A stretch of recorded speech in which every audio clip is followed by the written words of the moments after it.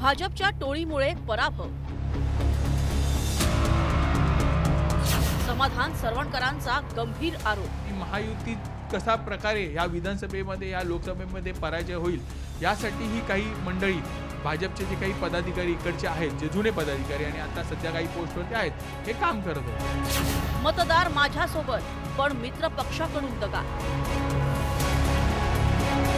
सरवणकर मांडणार फडणवीसांकडे व्यथा। विशिष्ट एक टोळी होती ज्या वेळेला भाजपची, जी लोकसभेपासून महायुतीला या परिसरामध्ये कसं हरवता येईल यासाठी काम करणारी ही जी काही टोळी आहे, त्यांनीच या कॉर्पोरेशनच्या निवडणुकीमध्ये त्याच प्रकारे या वेळेला काम केलं। शिवसेनेचे ज्येष्ठ नेते आणि सिद्धिविनायक ट्रस्टचे अध्यक्ष सदा सरवणकर यांचे पुत्र समाधान सरवणकर यांनी मुंबईत महापालिका निवडणुकीत पराभवाचं खापर युतीतील मित्रपक्ष असलेल्या भाजपवर फोडलंय।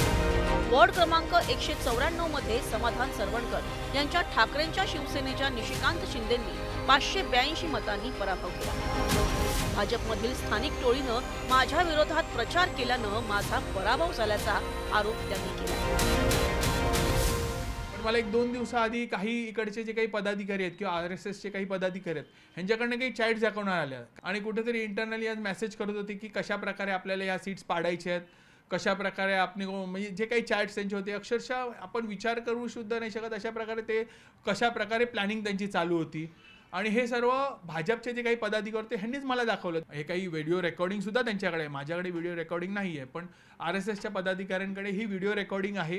ही सर्व रेकॉर्डिंग त्यांनी फडणवीस साहेबांकडे आम्ही पोहोचवणार आहोत आणि याबाबत योग्य ती आम्ही तक्रार दिलेली आहे। लोकसभा निवडणुकीत दक्षिण मध्य मुंबई मतदारसंघात ठाकरेंच्या पक्षाच्या अनिल देसाईंनी शिवसेनेच्या राहुल शेवाळेंना धूळ चालली, तर विधानसभा निवडणुकीत ठाकरेंच्या शिवसेनेच्या महेश सावंतांनी शिवसेनेचे सदा सरवणकर यांच्यावर मात केली। शिवसेनेच्या या पराभवासाठीही भाजपची विशिष्ट टोळी काम करत होती असा आरोप सरवणकरांनी केला।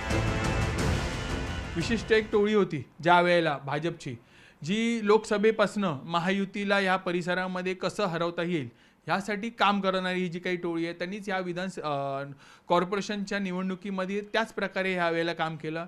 आज फक्त आमचे उमेदवार नव्हे, शिवसेनेचे उमेदवार नव्हे, काही भाजपचे जे काही 182चे जे उमेदवार असून दे, 190चा उमेदवार त्यांचा असून दे, ते पाडण्यासाठी देखील ह्या टोळीचं काम चालू होतं।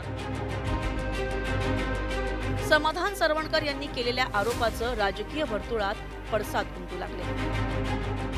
याबद्दल स्थानिक पातळीवर निश्चित काही अशा पद्धतीने कोणी काही केलं असेल तर निश्चित त्याचा तपास केला जाईल, चौकशी होईल। परंतु आमचा प्रयत्न जास्तीत जास्त ठिकाणी महायुती म्हणून निवडून यावा यासाठीच होता। प्रत्येक मतदारसंघामध्ये काही हेवेदेवे असतात, त्या ठिकाणी काय झालं हे तपासलं पाहिजे आणि सरवणकरजी जे बोलतायत त्याच्यामध्ये किती तथ्य आहे हे देखील स्थानिक पातळीवर बघितलं पाहिजे। लोकांना समजलंय की सरवणकर कंपनी ह्या विभागामध्ये न्याय देऊ शकत नाही।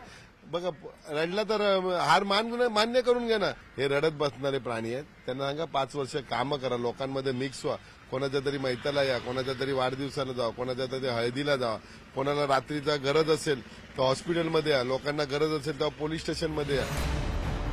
महापालिका निवडणुकीत दक्षिण आणि मध्य मुंबईतील आपले गड शाबूत राखण्यात ठाकरेंची शिवसेना यशस्वी ठरली आहे। यातील माहीम हा जसा ठाकरेंचा बालेकिल्ला आहे तसा तो सदा सरवणकरांचाही बालेकिल्ला मानला जातो। 2004, 2014 आणि 2024 अशी 3 टर्म इथे आमदार म्हणून ते निवडून आले। मात्र शिवसेना फुटल्यानंतर सरवणकर शिंदेंसोबत गेले आणि त्यांना पराभवाला सामोरं जावं लागलं। आधी विधानसभेत त्यांचा पराभव झाला, त्यानंतर आता महापालिका निवडणुकीत त्यांची दोन्ही मुलं समाधान सरवणकर आणि प्रिया सरवणकर यांना पराभवाला सामोरं जावं लागलं। समाधान यांनी या पराभवासाठी भाजपला जबाबदार धरल्यानं महायुतीत आता ब्लेम गेम सुरू झाला का असा प्रश्न उपस्थित होतोय। Report news 18 Marathi, Mumbai.